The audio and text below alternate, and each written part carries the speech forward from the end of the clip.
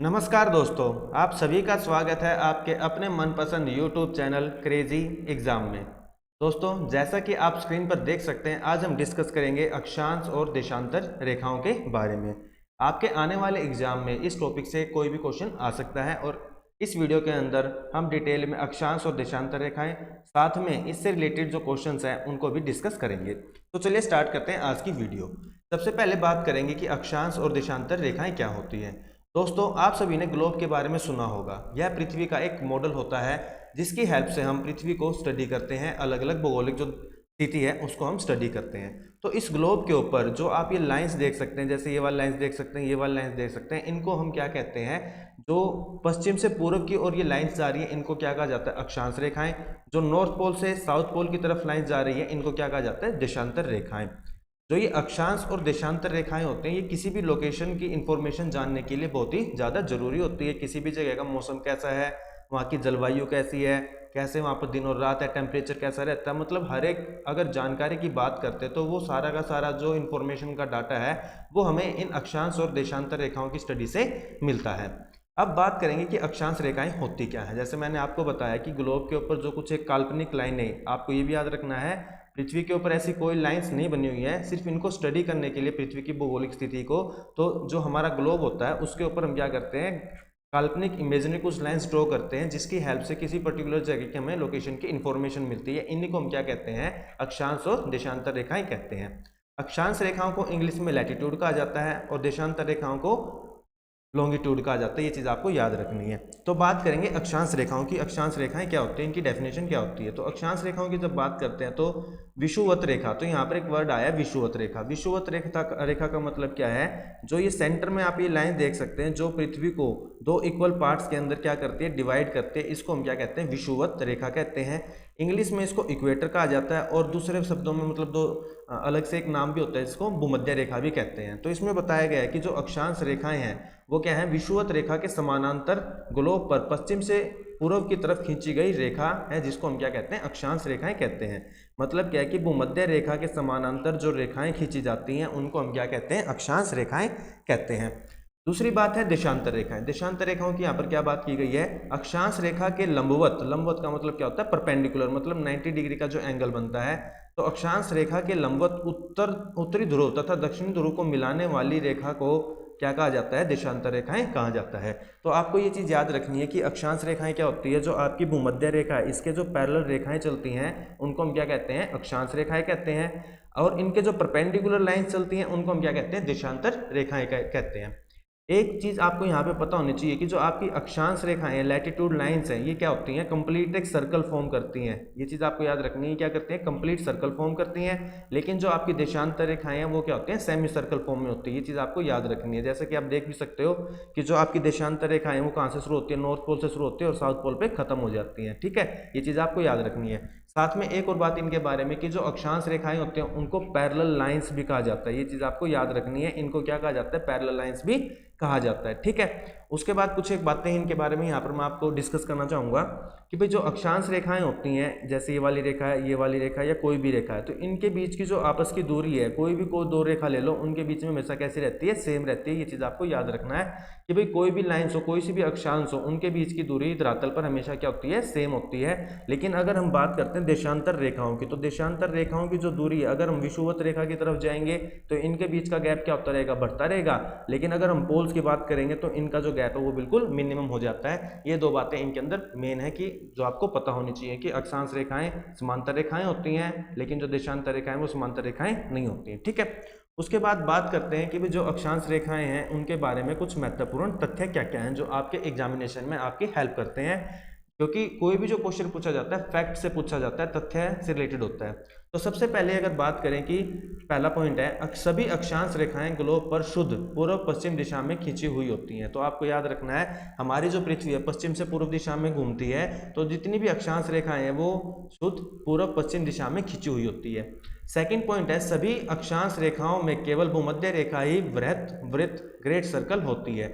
मतलब आपकी जितनी भी अक्षांश रेखाएं हैं उसके अंदर सिर्फ एक भूमध्य रेखा है जो क्या होता है? सबसे बड़ा सर्कल होता है। अगर आपसे कोई पूछ भी ले कि ग्रेट सर्कल के नाम से कौन सी रेखा को जाना जाता है, तो आपको याद रखना है भूमध्य रेखा को ही वृत्त सर्कल या ग्रेट सर्कल के नाम से जाना जाता है। थर्ड पॉइंट है भूमध्य रेखा एवं ध्रुवों को छोड़कर सभी अक्षांश रेखाएं लघु वृत्त होती है।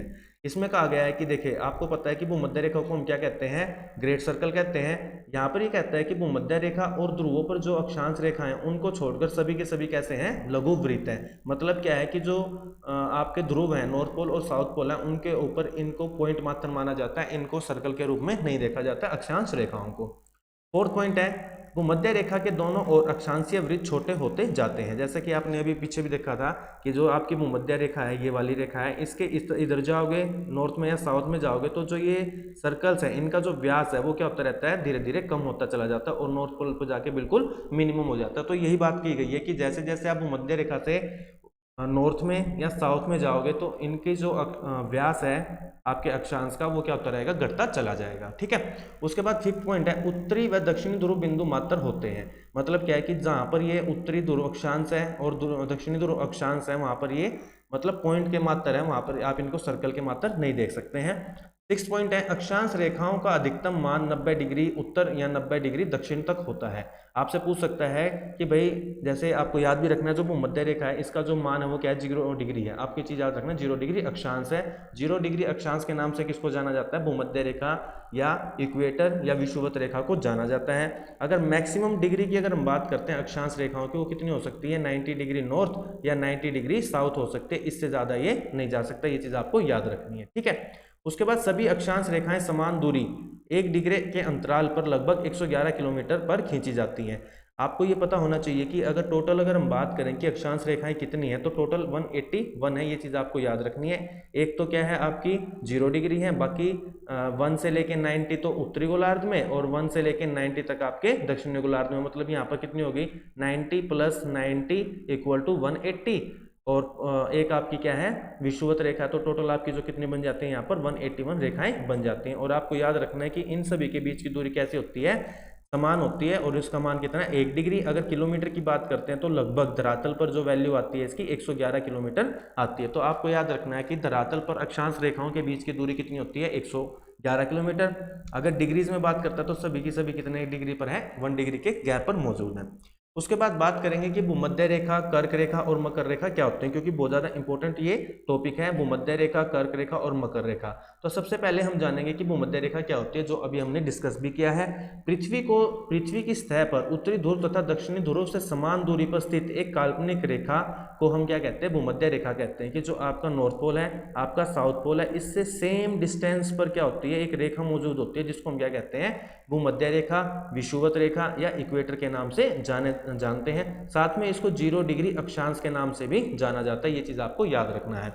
उसके बाद कहता है यह जो रेखा है पृथ्वी को उत्तरी और दक्षिणी गोलार्ध में विभाजित करती है। इसके ऊपर वाला जो हिस्सा जो नॉर्थ पोल की साइड है इसको हम क्या कहते हैं, उत्तरी गोलार्ध, और जो नीचे वाला हिस्सा है इसको हम क्या कहते हैं, दक्षिणी गोलार्ध के नाम से जानते हैं। तो आपसे क्वेश्चन पूछ सकता है कौन सी रेखा पृथ्वी को 2 इक्वल पार्ट्स के अंदर डिवाइड करते हैं, तो उसका आंसर क्या रहेगा भाई, भूमध्य रेखा। ये आपको अच्छे से याद रखना है। उसके बाद नेक्स्ट है कर्क रेखा। कर्क रेखा की अगर बात करते हैं तो उत्तरी गोलार्ध में भूमध्य रेखा के समानांतर पर ग्लोब पर पश्चिम से पूर्व की ओर खींची गई काल्पनिक रेखा को हम क्या कहते हैं, कर्क रेखा कहते हैं। आपको ये चीज याद रखनी है कि नॉर्थ जो आपका गोलार्ध है, उत्तरी गोलार्ध है, उसमें यहाँ पर एक रेखा खींची गई है, काल्पनिक रेखा है, जिसकी जो वैल्यू अगर बात करते हैं तो 23.5 डिग्री होती है। मतलब 23.5 डिग्री अक्षांश के ऊपर एक रेखा मौजूद है भूमध्य रेखा से उत्तर की दिशा में, उसी को हम क्या कहते हैं, कर्क रेखा कहते हैं। उसके बाद नेक्स्ट है मकर रेखा। मकर रेखा की बात करते हैं तो पृथ्वी के दक्षिणी गोलार्ध में भूमध्य रेखा के समानांतर 23.5 डिग्री दक्षिण अक्षांश पर, देखिए ये किस पर थी, आपके उत्तरी अक्षांश पर थी, और ये वाली किस पे है, आपके दक्षिणी अक्षांश पर है। इसी को हम क्या कहते हैं, मकर रेखा कहते हैं। अगर इसकी बात करते हैं डिग्री के अंदर तो आपको याद रखना है 23.5 डिग्री। ये क्या है, 23.5 दक्षिणी अक्षांश, और ये वाली क्या होती है 23.5 डिग्री उत्तरी अक्षांश। आपको याद रखनी है कर्क रेखा और मकर रेखा की वैल्यू। और भूमध्य रेखा की अगर पूछता है तो 0 डिग्री अक्षांश होता है, ना दक्षिण, ना पूर्व, ना पश्चिम, ना उत्तर। ये चीज आपको याद रखनी है। अब बात करेंगे कि जो भूमध्य रेखा है, कर्क रेखा है और मकर रेखा, ये कितने कितने देशों को छूके या कितने कितने देशों में से मतलब होकर गुजरती है। क्योंकि इंपॉर्टेंट क्वेश्चन है, कई बार सीधा पूछ लिया जाता है कि भूमध्य रेखा कितने देशों में से होकर गुजरती है, कर्क रेखा कितने देशों में से और मकर रेखा कितने देशों में से होकर गुजरती है। साथ में यहाँ पर एक क्वेश्चन ये भी बनता है कि भाई इनमें से कौन कौन से देश है जिसमें से भूमध्य रेखा होकर गुजरती है या नहीं गुजरती है। तो आपको एक बार इस लिस्ट को अच्छे से देख लेना है। 2-4 बार अगर आप इस लिस्ट को देखोगे तो आपको अच्छे से याद हो जाएगा कि कौन कौन सी रेखा कहाँ से होकर गुजरती है। तो जैसे भूमध्य रेखा की अगर हम बात करते हैं तो भूमध्य रेखा 13 देशों से होकर गुजरती है, ये चीज आपको याद रखनी है। भूमध्य जो रेखा है वो 13 देशों से होकर गुजरती है, कर्क जो रेखा है वो 18 देशों से होकर गुजरती है, और जो मकर रेखा है वो 10 देशों से होकर गुजरती है। ये चीज आपको याद रखनी है, बहुत ही इंपॉर्टेंट क्वेश्चन यहाँ पर ये बन जाते हैं कि भाई कौन सी रेखा कितने कितने देशों से होकर गुजरती है। एक क्वेश्चन और यहाँ से पूछा जाता है कि ऐसे कौन सा मतलब महाद्वीप है जिससे तीनों रेखाएं होकर गुजरती हैं। तो आपको याद रखना है जो अफ्रीका महाद्वीप है, आपको याद रखना है अफ्रीका जो महाद्वीप है इससे भूमध्य रेखा भी, कर्क रेखा भी और मकर रेखा, ये तीनों की तीनों होकर गुजरती हैं। ये चीज आपको अच्छे से याद रखनी है, ठीक है। और ऐसा कोई भी मतलब आपका वो नहीं है, महाद्वीप नहीं है जिससे ये तीनों रेखाएं होकर गुजरती हो। साथ में ऐसा कोई भी देश नहीं जिससे ये तीनों रेखाएं होकर गुजरती हो, ठीक है। ये चीज आपको याद रखनी है। भूमध्य रेखा 13 देश, कर्क रेखा 18 देश और मकर रेखा 10 देशों से होकर गुजरती है। तो ये चीज आपको याद रखनी है। इनके नाम भी आप एक बार इनको ध्यान से देख सकते हैं, ठीक है। उसके बाद बात करेंगे कि जो कई बार क्वेश्चन पूछे जाते हैं कि जो सूरज की किरणें होती हैं वो लंबवत कहाँ पर पड़ती हैं, कहाँ पर सबसे जो दिन और रात होते हैं वो बराबर होते हैं, उष्णकटिबंध कौन सा होता है, ये क्या है, शीतोष्ण कटिबंध कौन सा होता है, इसी तरह से शीत कटिबंध कौन से होते हैं। तो मतलब इसके बारे में पूछा जाता है। तो जैसा कि आप यहाँ पर देख सकते हो, जो ये वाली आप लाइन देख रहे हो यहाँ पर, ये वाली जो 0 डिग्री इक्वेटर भूमध्य रेखा आप देख रहे हो, ये क्या होती है भूमध्य रेखा, या इसको हम क्या कहते हैं, इक्वेटर कहते हैं। इक्वेटर के ऊपर जो सूरज की किरणें है वो कैसे पड़ती हैं, लंबवत पड़ती हैं, बिल्कुल सीधी पड़ती हैं। तो इससे 23 डिग्री 23.5 मतलब कर्क रेखा तक, और ये नीचे मकर रेखा तक, जो ये सारा का सारा आपका पोर्शन है ये किसके अंदर आता है, उष्ण कटिबंध के अंदर आता है। मतलब इसके अंदर गर्माइश या गर्मी का मौसम ज्यादा रहता है। ये चीज आपको याद रखनी है, क्योंकि इस पोर्शन के अंदर जो सनलाइट है वो क्या पड़ती है, बिल्कुल सीधी पड़ती है। इसी वजह से पूरा साल यहाँ पर गर्मियाँ लगभग ज्यादा रहती हैं, ठीक है। यहाँ पर जो टेम्परेचर आप देख सकते हो कि 26 डिग्री प्लस में ही रहता है। तो ये चीज आपको याद रखनी है। और इस रेखा के ऊपर दिन और रात क्या होते हैं, बराबर होते हैं। मतलब 12 घंटे का दिन और 12 घंटे की रात होती है। अगर हम कर्क रेखा से ऊपर की तरफ जाते हैं, कहाँ से, जैसे आप यहाँ पर देख सकते हो कि ये क्या है 23.5 डिग्री नॉर्थ है, और यहाँ पर क्या है 66.5 डिग्री नॉर्थ। आर्कटिक सर्कल भी इसको कहा जाता है। ये क्या है, ट्रॉपिक ऑफ कैंसर है।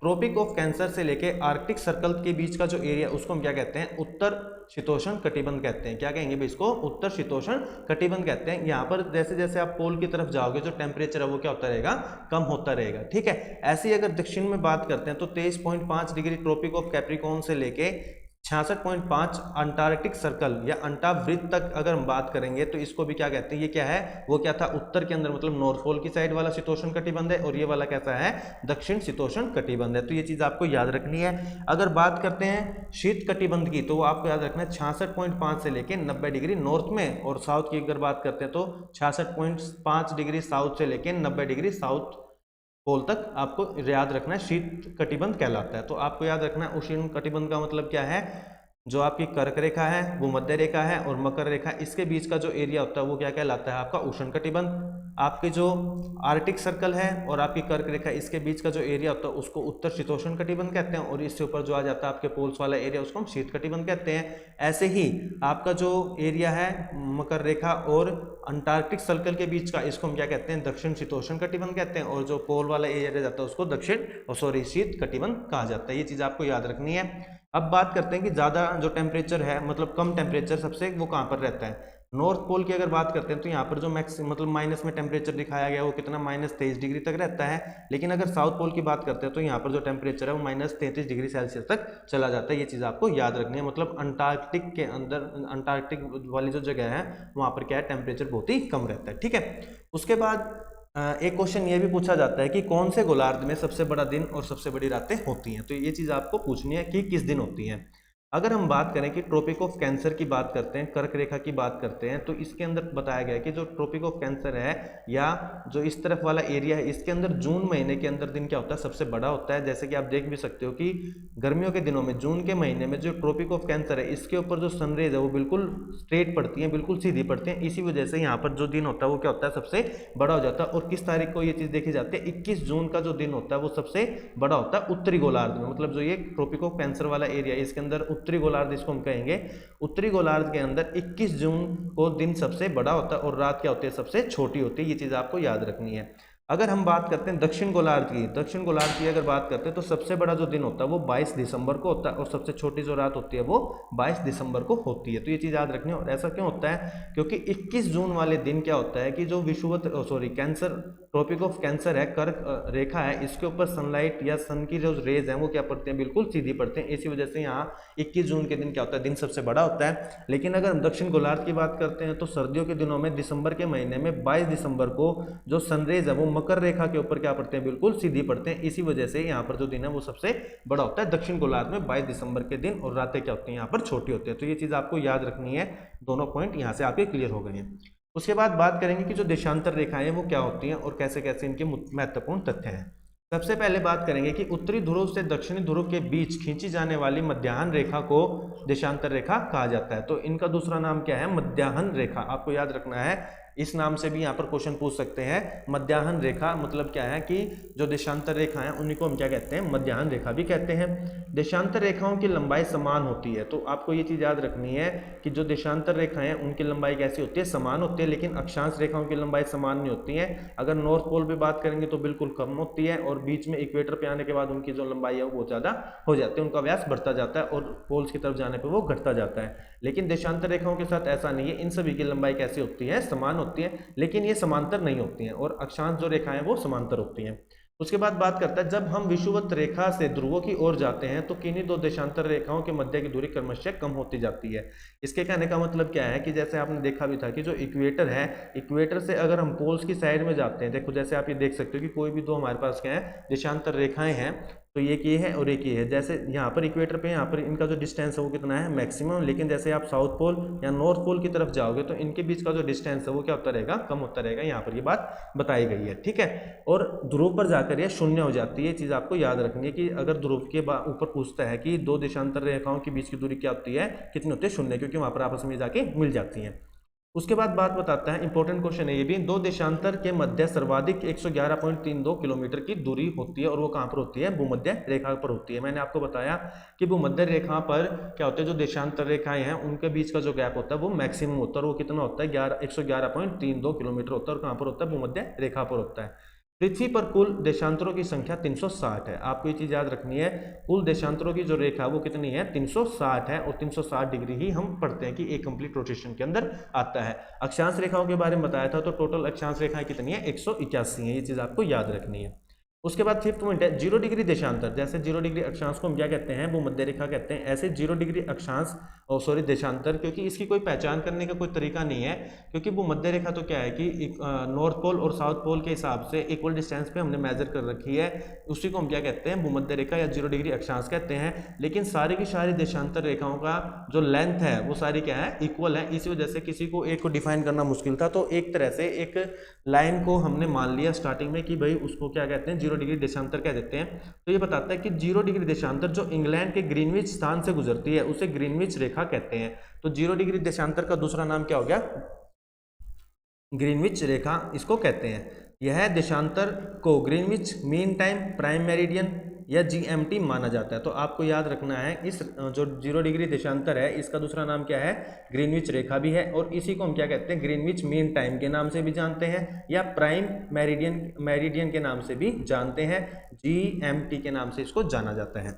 इस रेखा से पूर्व में स्थित सभी 180 डिग्री देशांतरों को पूर्वी देशांतर, जैसे कि ये एक हमने मान लिया 0 डिग्री देशांतर है, इससे पूर्व में जितनी भी रेखाएं होंगी उनको हम क्या कहेंगे, पूर्वी देशांतर, और पश्चिम की दिशा में जो होंगी उनको हम क्या कहेंगे, पश्चिमी देशांतर। और टोटल अगर बात करते हैं तो ये जैसे मैंने आपको बताया टोटल कितनी होती है, 360 रेखाएं होती हैं। तो 180 तो कहाँ पर आपके पूर्व में, और 180 कहाँ पर आपकी पश्चिम के अंदर, ये सारी होती हैं, ठीक है। उसके बाद सामान्यतः पूर्वी देशांतर को ई से और पश्चिमी देशांतर को डब्ल्यू से निर्देशित किया जाता है। तो ये चीज आपको याद रखनी है देशांतर रेखाओं के बारे में। उसके बाद बात करते हैं मानक समय क्या होता है। आपको ये चीज पता होनी चाहिए कि मानक समय क्या होता है और ये इसको कैसे डिसाइड किया गया। तो जैसे हम जानते हैं पृथ्वी पर 0 डिग्री देशांतर पर खींची गई मध्याह्न रेखा को प्रधान प्रधान मध्याह्न रेखा या प्रधान यमोत्तर या ग्रीनविच रेखा कहलाती है, या इसको कहते हैं। तो जैसे कि आप इसके अंदर देख सकते हैं, ये जो पॉइंट है, ये जो आपका इंग्लैंड के अंदर एक पॉइंट है जिसका नाम क्या रखा हमने, ग्रीनविच रखा हुआ है, ग्रीनविच वेधशाला। तो जो ये लाइन ग्रीनविच वेधशाला से होकर गुजरती है इसको स्टैंडर्ड लाइन माना गया है, और इसी को हम क्या कहते हैं, ग्रीनविच लाइन भी कहते हैं। तो इसको 0 डिग्री क्या माना गया है, देशांतर माना गया है, इसी को प्राइम मेरिडियन या सारी चीजें कहते हैं। तो यहाँ पर ये बताया गया कि इसी लाइन के हिसाब से क्या किया जाता है, टाइम को डिसाइड किया जाता है। ये चीज आपको पता होनी चाहिए। 0 डिग्री जो आपकी देशांतर रेखा है या 0 डिग्री लॉन्गिट्यूड आपका है, उसी को हम क्या कहते हैं, मानक समय की या प्रधान मध्याह्न रेखा या प्रधान याम्योत्तर रेखा या ग्रीनविच रेखा कहते हैं। दुनिया का मानक समय इसी रेखा से निर्धारित किया जाता है। जो पूरा वर्ल्ड है उसका जो स्टैंडर्ड टाइम है इसी रेखा के हिसाब से निर्धारित किया जाता है। लंदन के एक शहर ग्रीनविच इसी रेखा पर स्थित है, इसीलिए इसी रेखा को ग्रीनविच रेखा भी कहा जाता है। तो आपको ये चीज भी याद रखनी है कि इसका नाम ग्रीनविच रेखा क्यों है, क्योंकि लंदन का एक शहर है ग्रीनविच, ग्रीनविच वेधशाला से होकर ये लाइन गुजरती है, इस वजह से इसका नाम क्या कर दिया गया, ग्रीनविच रेखा कर दिया गया। ऐसा नहीं है कि सिर्फ उसी से गुजरती है, बहुत सारी ऐसी जगह जहाँ से गुजरती है, लेकिन स्टैंडर्ड लेने के लिए एक जगह को मान्यता प्राप्त मिल गई है। उसके बाद प्रधान मध्याह्न रेखा के पूर्व में स्थित 180 डिग्री के देशांतर, पूर्वी देशांतर तथा पश्चिम की ओर वाले को हम पश्चिमी देशांतर कहते हैं, जैसे हमने पहले भी डिस्कस किया है। अब जैसे कई बार क्वेश्चन पूछ लेता है कि भारत का जो मतलब देशांतर के हिसाब से है, तो भारत में जो मानक समय लिया गया है वो कौन सा लिया गया है, 82 डिग्री 23 मिनट। आपको याद रखना है 82 डिग्री 30 मिनट को हमने क्या ले रखा है, भारत का मानक समय के रूप में ले रखा है। और ये क्या है, भारत में 82 डिग्री 30 मिनट पूर्वी देशांतर रेखा को मानक समय या मानक मध्याह्न रेखा के नाम से जाना जाता है। यह रेखा इलाहाबाद उत्तर प्रदेश के निकट स्थित नैनी नामक स्थान से होकर गुजरती है। तो आपको याद रखना है भारत के अंदर जो टाइम या मानक स्टैंडर्ड टाइम माना जाता है वो किसके हिसाब से लिया जाता है, इलाहाबाद के हिसाब से लिया जाता है, और उसका जो डिग्री देशांतर वो कितना है, 82 डिग्री 30 मिनट पूर्वी देशांतर है। तो ये चीज आपको इंपॉर्टेंट है, याद रखनी है। अगर पूछे कि वर्ल्ड का स्टैंडर्ड टाइम कहाँ से लिया गया है, तो 0 डिग्री देशांतर जो ग्रीनविच रेखा है। अगर बात पूछे कि भारत का, तो आपको याद रखना है 82 डिग्री 30 मिनट पूर्वी देशांतर जो कहाँ से गुजरती है, इलाहाबाद उत्तर प्रदेश के निकट एक जगह है नैनी नामक, वहां से गुजरती है। इसी को भारत के स्टैंडर्ड टाइम के हिसाब से लिया गया है। अब बात करेंगे कि जो देशांतर रेखाएं होती हैं, जैसे कि आप देख सकते हैं, थोड़ा सा हमने इसको डिस्कस भी किया है, मतलब कैसे इनका जो डिस्टेंस वगैरह है आप यहाँ पर देखोगे कैसे बढ़ता रहता है। जैसे कि आप यहाँ पर देख सकते हो कि जो ये आपकी क्या है, ग्रीनविच लाइन है, इसको हम 0 डिग्री देशांतर कहते हैं। अगर यहाँ पर आप इमेजिन करो, यहाँ पर आपकी भूमध्य रेखा ऐसे जाती है, तो यहाँ पर इनका जो डिस्टेंस है वो क्या रहता है, आपको देखने मिलेगा कि मैक्सिमम, और जैसे जैसे आप पोल्स की तरफ जाते हो, ऊपर जाओ या नीचे जाओ, तो इनके बीच का जो डिस्टेंस है वो क्या रहता है, घटता चला जाता है। ठीक है, ये चीज़ आपको याद रखनी है। ये पैरेलल लाइंस नहीं होती हैं, लेकिन इनकी जो लेंथ है वो सारी की सारी क्या होती है, बिल्कुल सेम होती है। ये चीज़ आपको याद रखनी है। और टोटल जो इनकी संख्या वो कितनी होती है, 360 होती है। ठीक है, उसके बाद अगर बात करते हैं कि जो कर्क रेखा है जो भारत के मध्य से गुजरती है वो कितने राज्यों से होकर गुजरती है, ये क्वेश्चन पूछा जाता है। तो आपको याद रखना है, कर्क जो रेखा भारत के 8 राज्यों से होकर गुजरती है, उनके नाम क्या है, गुजरात, मध्य प्रदेश, छत्तीसगढ़, झारखंड, पश्चिम बंगाल, त्रिपुरा और मणिपुर। ठीक है, ये सॉरी मिजोरम। ये चीज आपको याद रखनी है कि मिजोरम, त्रिपुरा, पश्चिम बंगाल, झारखंड, छत्तीसगढ़, मध्य प्रदेश और गुजरात से होकर आपकी कर्क रेखा गुजरती है। टोटल 8 राज्य हैं भारत के जिनसे होकर जो कर्क रेखा है वो गुजरती है। साथ में अगर बात करते हैं कि जैसे जो कर्क रेखा है, एक क्वेश्चन पूछा जाता है कि नेपाल से होकर गुजरती है या नहीं गुजरती है, तो नेपाल से होकर कर्क रेखा नहीं गुजरती है। चीन से होकर गुजरती है, बांग्लादेश से होकर गुजरती है, लेकिन नेपाल से होकर नहीं गुजरती है, ना ही पाकिस्तान से होकर ये गुजरती है। तो ये चीज आपको याद रखनी है, कर्क रेखा ना तो पाकिस्तान से ना ही भारत के पड़ोसी राज्य नेपाल से होकर गुजरती है, बाकी भारत के 8 राज्यों से होकर ये गुजरती है। इसको हम इंग्लिश में क्या कहते हैं, ट्रॉपिक ऑफ कैंसर कहते हैं। अगर इसके कोऑर्डिनेट कोई पूछता है तो इसके जो कोऑर्डिनेट है वो क्या है, 23.5 डिग्री नॉर्थ। ये चीज आपको याद रखनी है। ठीक है, उसके बाद आज के जो इंपॉर्टेंट क्वेश्चन है इस वीडियो के वो हम डिस्कस करेंगे, और उम्मीद करता हूं जितना हमने डिस्कस किया उसके हिसाब से आप इन क्वेश्चंस के फटाफट आंसर हमें इस वीडियो में जरूर देंगे कमेंट के थ्रू। सबसे पहले क्वेश्चन है, देशांतर रेखाओं की संख्या कितनी होती है।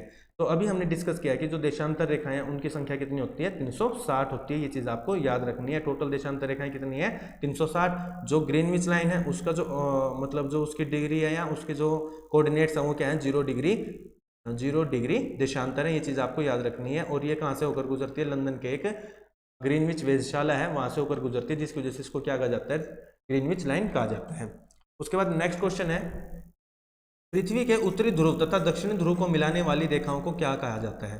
तो जो नॉर्थ पोल है और जो साउथ पोल है, इस लाइन को मतलब इन दोनों पोल्स को मिलाने वाली जो रेखाएं हैं उनको क्या कहा जाता है, अभी हमने डिस्कस किया था। तो इसका जो राइट आंसर है देशांतर रेखाएं। आपको याद रखना है कि नॉर्थ पोल और साउथ पोल को मिलाने वाली जो काल्पनिक रेखाएं हैं उनको क्या कहा जाता है, देशांतर रेखाएं कहा जाता है। ये इसका राइट आंसर हो जाएगा। उसके बाद नेक्स्ट क्वेश्चन है, विषुवत रेखा के समानांतर काल्पनिक रेखाएं क्या कहलाती हैं। जो आपकी इक्वेटर है इसके जो समांतर पैरेलल लाइन चलती हैं इनको क्या कहा जाता है। तो इसका जो राइट आंसर है वो क्या है आपका, ऑप्शन नंबर 3 अक्षांश रेखाएं। तो आपको याद रखना है कि इक्वेटर के पैरेलल जो लाइन चलती हैं उनको हम क्या कहते हैं, अक्षांश रेखाएं कहते हैं। ये इनकी जो दूरियां होती हैं आपस में क्या होती है, 1 डिग्री का इनके बीच का गैप होता है। और एक दूसरे से अगर दूरी की बात करते हैं किलोमीटर में, तो 111 किलोमीटर के आसपास इनका धरातल पर डिस्टेंस होता है। ये चीज आपको याद रखनी है। उसके बाद है प्रधान मध्याह्न रेखा किस स्थान से होकर गुजरती है। जो प्रधान मध्याह्न रेखा है 0 डिग्री देशांतर है वो किस स्थान से होकर गुजरती है। तो इसका जो राइट आंसर है वो है ग्रीनविच। आपको याद रखना है ग्रीनविच से होकर प्रधान मध्याह्न रेखा या प्रधान मध्य यमोत्तर रेखा होकर गुजरती है। इसका राइट आंसर ग्रीनविच है। उसके बाद है ग्रीनविच रेखा से क्या तात्पर्य है। 0 डिग्री अक्षांश, 0 डिग्री देशांतर, 180 डिग्री पूर्वी देशांतर या 180 डिग्री पश्चिमी देशांतर। तो इसका जो राइट आंसर है ऑप्शन नंबर 2 है। देखिए दोस्तों, इसी तरह के क्वेश्चंस आपके एग्जाम में पूछे जाते हैं। हो सकता है आपको बहुत ही सिंपल लग रहे हो, क्योंकि अभी थोड़ी देर पहले हमने हर एक टॉपिक, हर एक जो इनसे रिलेटेड बातें हैं उनको डिस्कस किया है। इस वजह से आपको थोड़े सिंपल लगेंगे, लेकिन जब आप एग्जामिनेशन में बैठते हो सकता है आप ये टॉपिक रिवाइज ना कर रखा हो, इस वजह से आपके नंबर यहाँ पे कट सकते हैं। तो इंपॉर्टेंट टॉपिक है, इस वीडियो को लास्ट तक जरूर देखिए। तो ग्रीनविच रेखा से तात्पर्य क्या है, 0 डिग्री देशांतर। ये चीज आपको याद रखनी है, ठीक है। उसके बाद नेक्स्ट क्वेश्चन है, मकर रेखा निम्न में से किस देश से होकर नहीं जाती है। तो मैंने आपको बताया था जो मकर रेखा वो टोटल 10 देशों से होकर गुजरती है।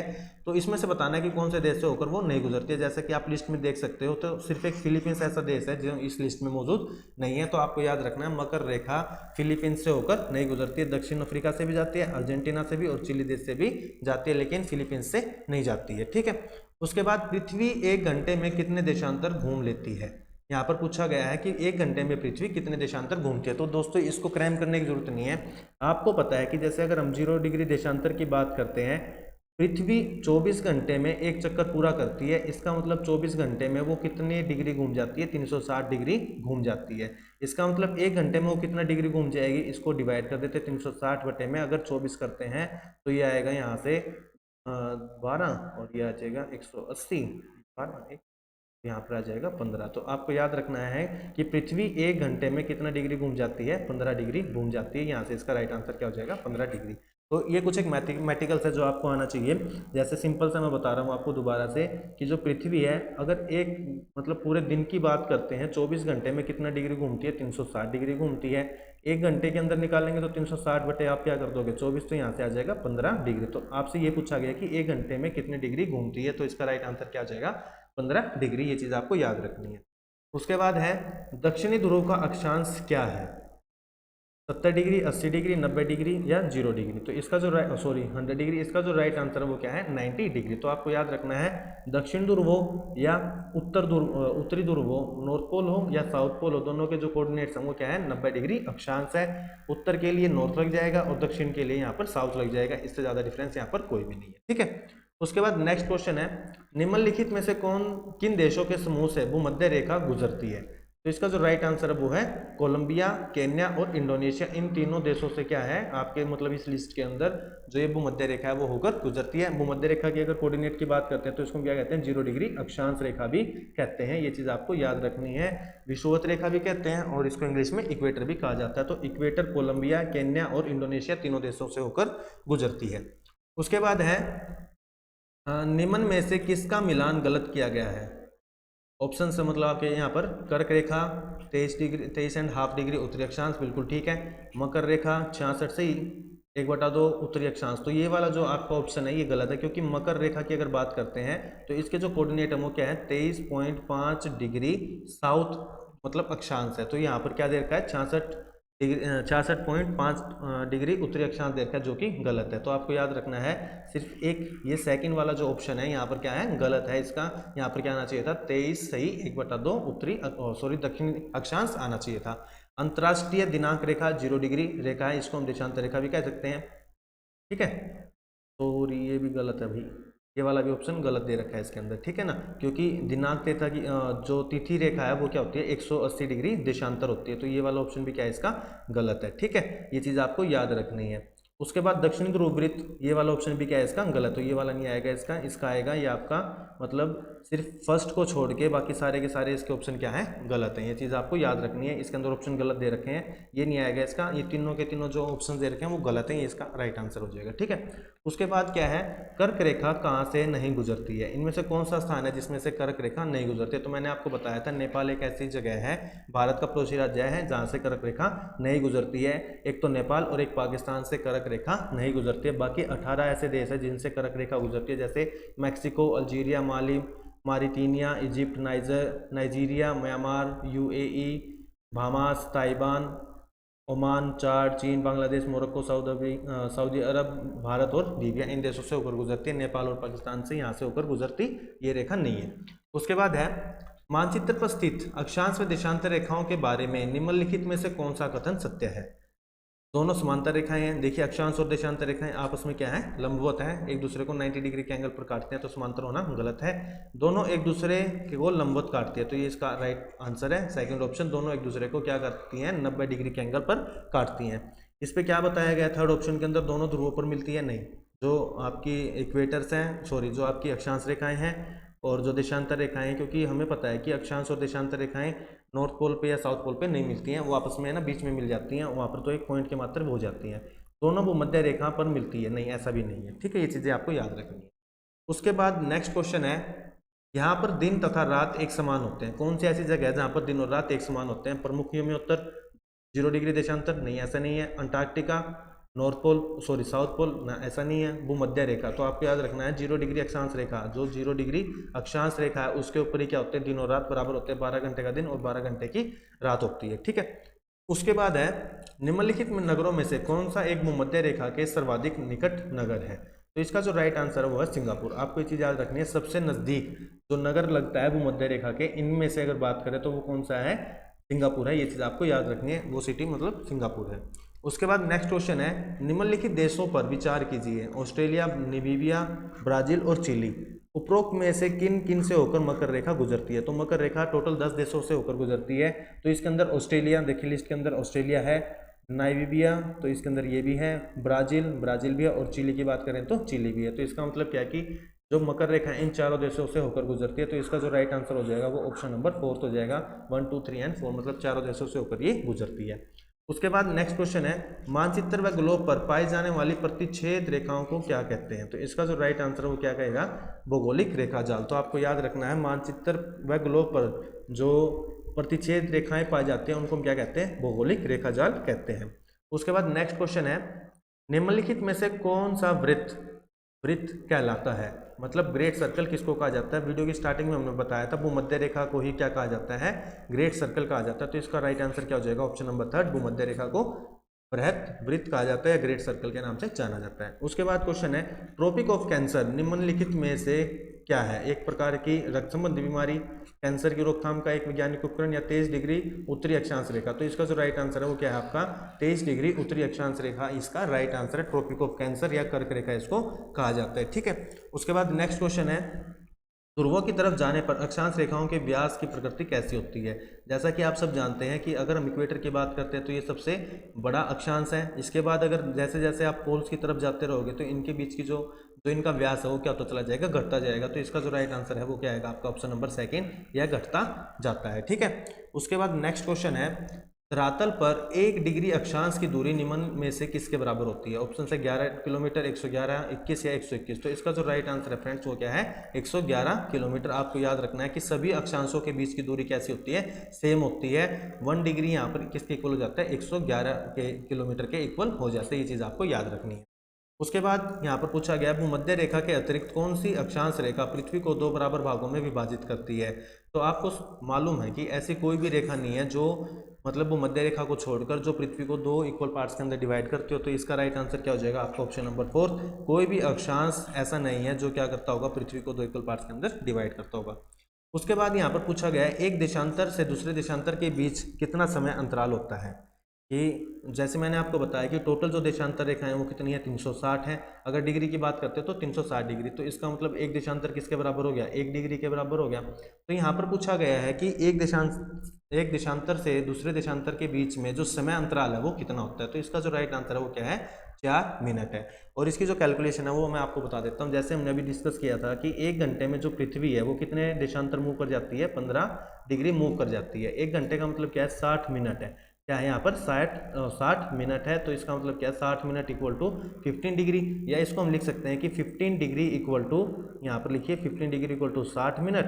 तो 1 डिग्री इक्वल टू क्या हो जाएगा, 60 अपॉन में 15, तो 15 1 जा 15, 15 4 जा 60, तो यहाँ पर आ गया 4 मिनट। तो आपको ये चीज़ याद रखनी है कि 1 डिग्री देशांतर किसके बराबर होती है, 4 मिनट। मतलब एक देशांतर से दूसरे देशांतर पे अगर टाइम इंटरवल की बात करते हैं, तो जैसे ये क्या 1 डिग्री देशांतर, ये क्या 2 डिग्री देशांतर, तो इनके बीच में जो समय का मतलब बीच का गैप है वो कितना होता है, 4 मिनट के बराबर होता है। ठीक है, ये चीज़ आपको याद रखनी है। दोस्तों कई बार पूछा जाता है कि जो भारत का समय है वो जो GMT है, ग्रीनविच मीन टाइम है, इससे कितना आगे है, तो वो कितना आगे है आपको ये याद रखना है, 5.5 घंटे वो आगे है। ये चीज़ आपको याद रखनी है। और भारत का जो मानक समय वो कितना लिया गया है, 82 डिग्री 30 मिनट लिया गया है। ये चीज़ आपको याद रखनी है। और ये कितना आता है, अगर इसको कैलकुलेशन करोगे आप सीधा इसको क्या कर दो, जैसे कैलकुलेशन करनी हो तो आपको मैंने बताया कि कितना है, 1 डिग्री किसके बराबर है, 4 के, तो इसको जब आप मल्टीप्लाई करोगे तो आपका आंसर यहाँ से निकल आएगा। ठीक है, ये चीज़ आपको याद रखनी है। ठीक है, तो ये थी आज की वीडियो जो अक्षांश और देशांतर रेखाओं के बारे में आपको परिचित करवाती है। उम्मीद करता हूँ आपको ये वीडियो पसंद आई होगी। और अगर ऐसा है तो इस वीडियो को ज़्यादा से ज़्यादा लाइक कीजिए, शेयर कीजिए और हमारे इस चैनल को सब्सक्राइब करना ना भूलिए। Thank you. जय हिंद, जय भारत।